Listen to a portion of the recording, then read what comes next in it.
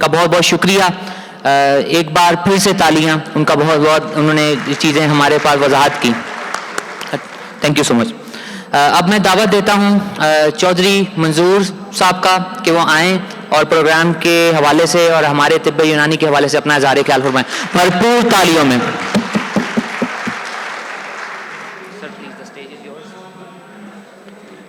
बहुत शुक्रिया जी। तिब कौंसिल पाकिस्तान के प्रेसिडेंट जनाब सलीमी साहब, ख़वातीन और हज़रात,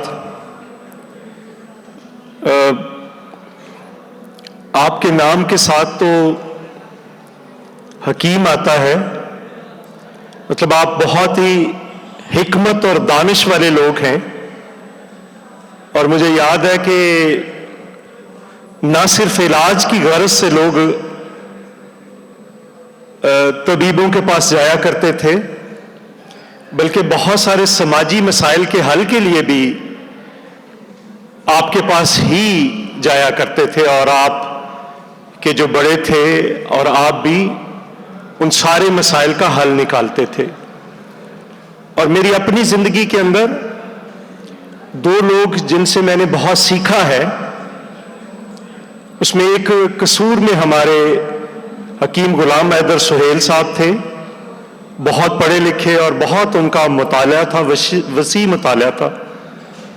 और फिर ज़माना तालिब इल्मी के अंदर जब लाहौर में हम होते थे तो मोहतरम हकीम रियाज करशी साहब से हमने उनके साथ बहुत टाइम गुजारा, उनसे बहुत सीखा। तो मैं समझता हूं कि मेरी अपनी जो ग्रूमिंग है, ग्रोथ है, उसके अंदर जहां पे बहुत सारे असातिज़ा का अमल दाखिल है, वहां पे इन दो लोगों का भी बहुत ही बुनियादी फरीजा है या बुनियादी काम है, जिसकी वजह से आज मैं आपके सामने स्टेज पे खड़ा हूं। हकीम गुलाम हैदर सुहेल साहब बला के स्पीकर थे और कमाल उनका यह था कि वो एक आर्गूमेंट देते हुए अगर आप कहें कि इसके मुखालिफ आप आर्गूमेंट करें तो वो वहां पे भी दलाइल का ढेर लगा देते थे, इतना इल्म था उनके पास। आपने बात की कि रिसर्च की बात है।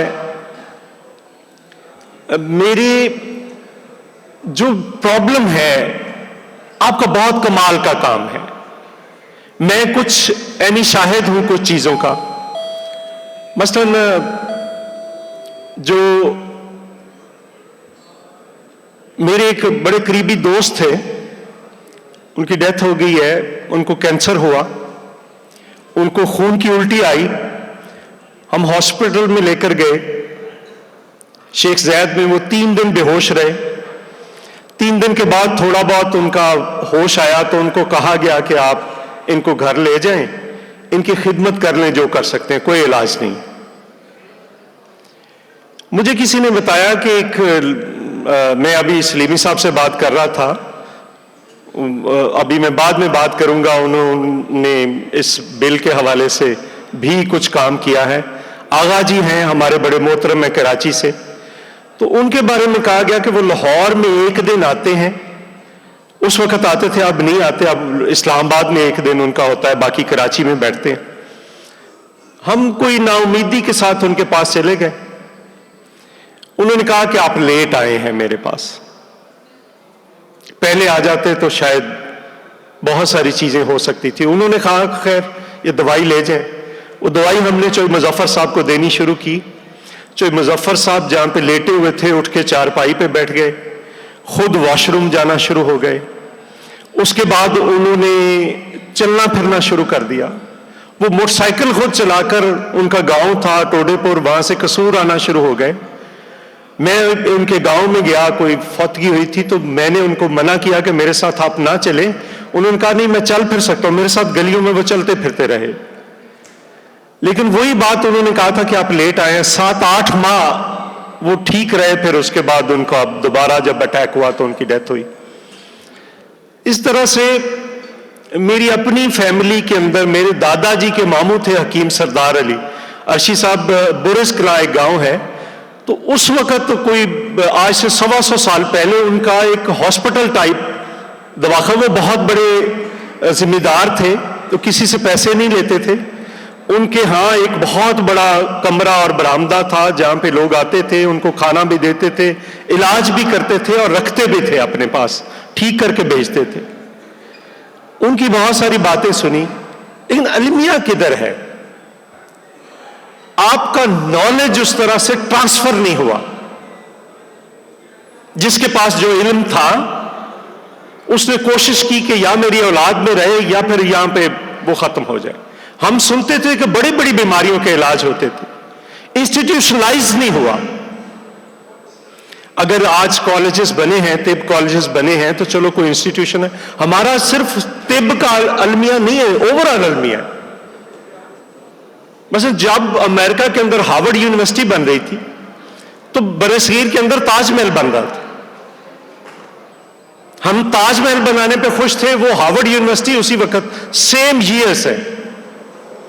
तो ये जो नॉलेज होता है, इल्म होता है, ये आपका अपना नहीं होता, ये आपने किसी से लिया है और किसी को देना है।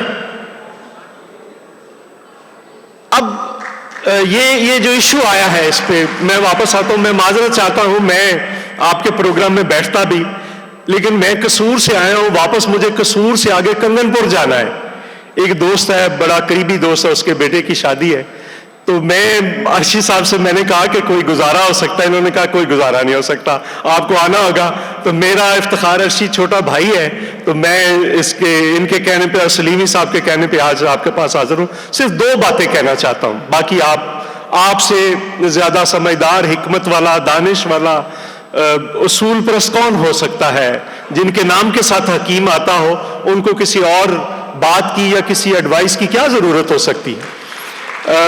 सिर्फ 2 बातें कहना चाहता हूं। जब मैं एक कमेटी है जो प्राइम मिनिस्टर ने बनाई है, उसका नाम है high powered committee on right sizing. उसको फाइनेंस मिनिस्टर चेयर करते हैं, औरंगजेब साहब। उसके मेंबर्स में से मिनिस्टर प्रोडक्शन राणा तनवीर साहब हैं, मिनिस्टर प्लानिंग एहसन इकबाल साहब हैं, मिनिस्टर पेट्रोलियम अली परवेज मलिक साहब हैं, एक और मिनिस्टर हैं अजहर कियानी साहब, वो मेंबर हैं। 4 फेडरल सेक्रेटरीज मेंबर हैं, secretary finance, secretary establishment, secretary power और इसी तरह से एक और सेक्रेटरी हैं, वो मेंबर हैं। आप इससे अंदाजा करें कि जो बेसिक गवर्नमेंट की क्रीम है वो उसमें बैठी। और मेरा ताल्लुक पाकिस्तान पीपल्स पार्टी से है, तो मुझे एक दिन जरदारी साहब की उनकी सेक्रेटरी की कॉल आती है, मुझे बुलाते हैं, मुझे कहते हैं मैंने आपको इस कमेटी में भेजा है। तो मैंने कहा जी मेरा इस कमेटी में क्या काम है? मैं तो ये जो सारा काम कर रहे हैं इसके साथ सबके मुखालिफ हूं। नजरियाती तौर पर मैं लेबर का इंचार्ज हूं। ये कहते हैं आप तादाद घटाएं, मैं कहता हूं आप लोगों को नौकरियां दें। ये कहते हैं प्राइवेटाइजेशन करें, मैं इसके खिलाफ हूं। तो मेरा इसमें क्या काम है? मैं तो इसके बिल्कुल अगेंस्ट हूं। तो उनकी अपनी विजडम होती है हमेशा। उन्होंने कहा आपको इसीलिए भेज रहा हूं, आप जाकर उनको वहां पर रेजिस्ट करें। मैं किसी और को भेज दूं तो वो तो उनके साथ मिल जाएगा, पार्टी में से दूसरे नुक्ता नजर के लोग भी। तो वहां पे आपका इश्यू भी आया। जब हमने हेल्थ मिनिस्ट्री को देखा तो उनसे कहा गया कि आप वो इतने बंदे कम कर रहे हैं, यहां से कम कर रहे हैं। फिर आपका इश्यू आ गया। आपको याद है सलीमी साहब, आपसे उस वक्त भी बात हुई थी। उन्होंने कहा जी कि मर्जर करना, हमने साइज छोटा करना है। अच्छा जी, क्या साइज छोटा करना है? हम नर्सिंग काउंसिल को और जो टेक्नीशियंस हैं उनकी काउंसिल को मर्ज कर रहे हैं, फिर होम्योपैथिक को और तिब काउंसिल को मर्ज कर रहे हैं। मैंने कहा जी 1 मिनट रुकिए। मैंने उनके सामने आर्गुमेंट रखा, आपसे बात हुई, आपने भी मुझे गाइड किया, फिर हमारे जो होम्योपैथिक के दोस्त हैं उन्होंने भी, नर्सिंग काउंसिल वाले भी मुझे मिले, वो दूसरे टेक्नीशियंस हैं वो भी मुझे मिले। तो उन्होंने कहा जी हम गवर्नमेंट से लेते कुछ नहीं है, हमारा इंडिपेंडेंट बजट है, हमारी अपनी काउंसिल्स हैं। जब हम हुकूमत पे बोझ नहीं है तो इनके मर्जर का सवाल क्या है? तिब एक और चीज है, होम्योपैथिक एक और चीज है, नर्सिंग एक और चीज है, और जो वो दूसरी चीज है जो टेक्नीशियंस हैं सारे। तो मैंने इस आर्गुमेंट को वहां पे छेड़ा, फिर डेवलप किया इस आर्गुमेंट को, फिर आर्गुमेंट पे स्टैंड किया। और फिर आप मेरी रिकमेंडेशंस मैं आपको भेज दूंगा। उस वक्त मैंने आपको भेजी भी थी, अर्शी साहब को भी भेजी थी। मैंने कहा कि मेरी ये रिकमेंडेशन है और मैं अपनी रिकमेंडेशन पर स्टैंड करूंगा, मैं इससे पीछे नहीं हटूंगा। जब ये काउंसिल्स आपका लेती कुछ नहीं है तो आप क्यों इनको मर्ज कर रहे हैं? हर एक का इंडिपेंडेंट काम है और वो काम वहां पे रुक गया। अब नया बिल आ गया आपका। बिल के बारे में जब मैं मेंबर था, मोहतरमा भी बैठी हैं, तो हम जब बिल आता था कोई भी, तो हम कहते थे कि इस बिल का क्या कर रहे हैं? इस बिल को बिल्ली बनाना है कि बिल्ला बनाना है? ये जो कमेटी है, जो स्टैंडिंग कमेटी होती है, उसका काम होता है। लेकिन उसमें विजिलेंट रहना आपका काम है। मेरा काम है, मैं अपनी पार्टी के लोगों से आपको मिलाऊं। मैं स्पीकर साहब से बात करता हूं, अच्छे आदमी हैं।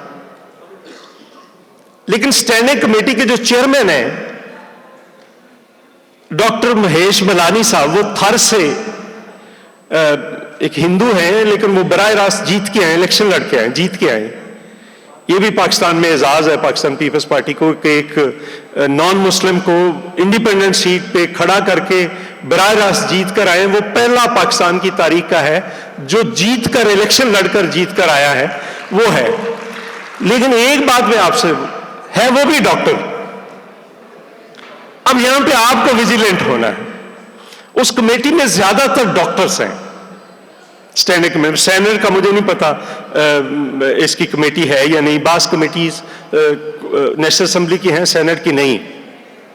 अब मैं आपको नाम दूंगा, आप सबका काम यह है कि आपके इलाके के जो मेंबर्स हैं उसके स्टैंडिंग कमेटी के, आपने उन सबको अप्रोच करना है, उनको मिलना है, उनको कायल करना है और इस बात पे लाना है कि इसमें जो जो तरामीम आप कराना चाहते हैं उन तरामीम का आप एक ड्राफ्ट बनाएं और वो पेश करें। हां, एक मदद मैं आपकी करूंगा, कमेटी के बाद भी करूंगा। जब बिल वापस आएगा, अगर कमेटी मान जाएगी, कोशिश करेंगे वो कमेटी मान जाए, आपके इंसर्ट करे जो जेन्युइन, और आपने उनको कायल करना है, कोई आर्गुमेंट पे कायल करना है ना, आपने अपनी दलील पे उनको कायल करना है ना, किसी धौंस धांधली से तो नहीं। और हम आपके साथ खड़े होंगे।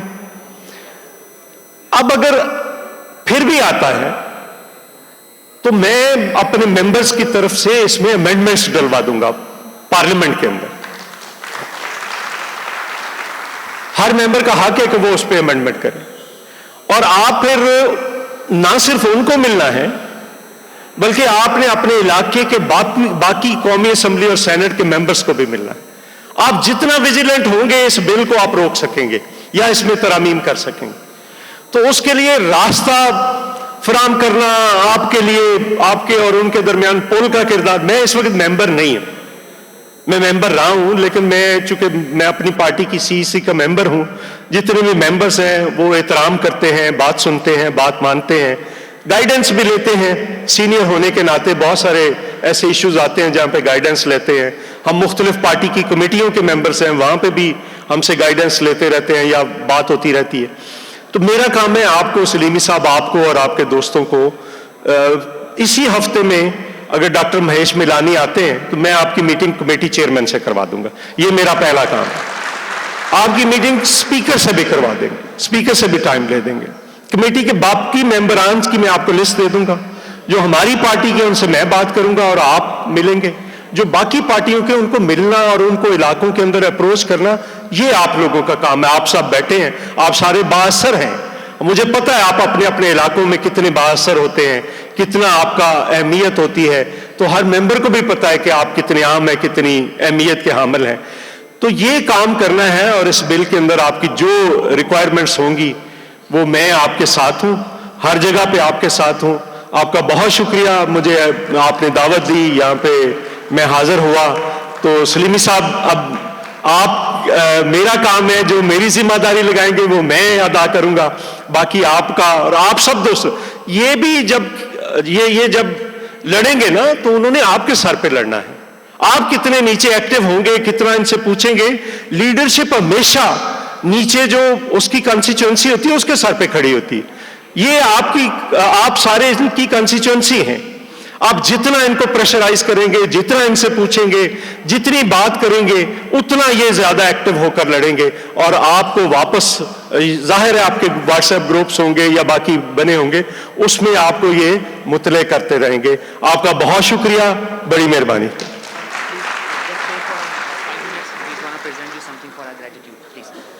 मैं दावत देता हूं Hakim Mohammad Ahmad Salimi, professor Hakim Mansoor Aziz Sahab and Vaid Jameel Khan Sahab to present the token of gratitude and professor Hakim Mohammad Hakim Iftikhar Mubeen Arshi Sahab to present the token of gratitude to Chaudhry Manzoor Sahab, chairman labour wing Pakistan peoples party.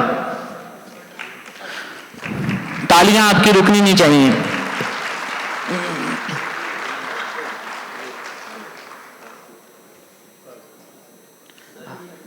आज है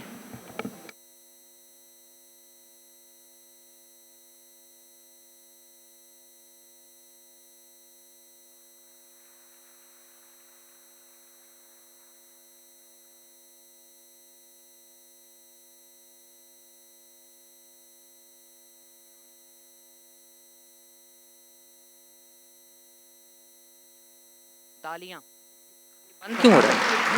clapping please. I humbly request Miss Mumtaz Begum, MPA of the current government, to please come on stage. एक minute मुझे दीजिए। जी जी please. सिर्फ मैं गुजारिश करूं कि आगा जी जो थे वो हमने उनसे मुलाकात की, उसके बाद वो सेक्रेटरी हेल्थ से मिले थे और कुछ और लोगों से भी मिले थे, वो इन टच हैं। मैं समझता हूं कि हम सलीमी साहब, आप जब आए और आप एक डेलीगेशन बनाएंगे तो हम दोबारा से हेल्थ वालों को भी मिलेंगे, पार्लियामेंट के अंदर भी मिलेंगे और जहां जहां पे हमारी जरूरत होगी मिलेंगे। Thank you.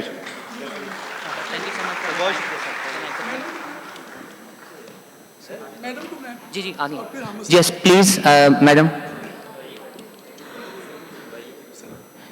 जी भरपूर तालियों में इस्तकबाल कीजिए miss Mumtaz Begum, member of provincial assembly of government of Pakistan, please.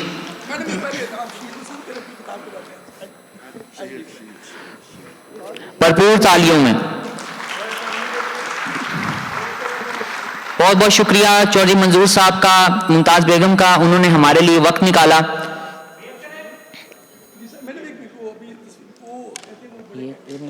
आपने उनको शील्ड नहीं दी, वो चले गए। नहीं दे देते।